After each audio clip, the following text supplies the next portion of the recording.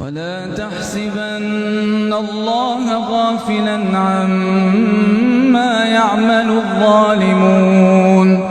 إنما يؤخرهم ليوم تشخص فيه الأبصار مهطعين مقنعي رؤوسهم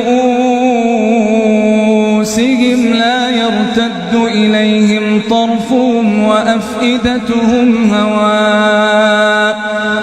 ولا تحسبن الله غافلا عما يعمل الظالمون إنما يؤخرهم ليوم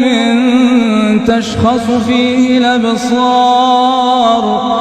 مهطعين مقنعي رؤوسهم لا يرتد إليهم طرفهم وأفئدتهم هواء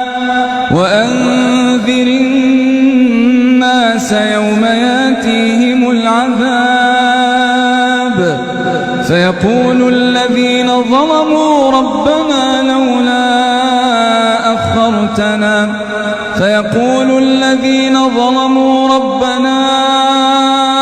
أخرنا إلى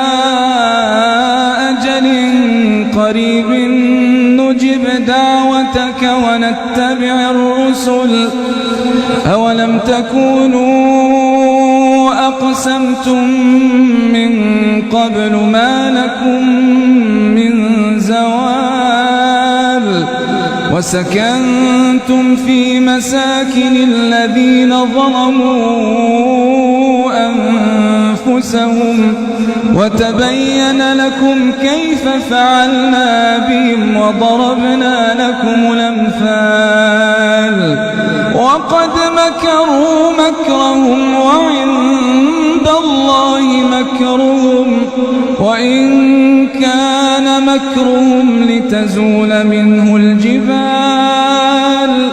فلا تحسبن الله مخلف وعده رسله إن الله عزيز ذو انتقام يوم تبدل الأرض غير الأرض والسماوات وبرزوا لله الواحد القهار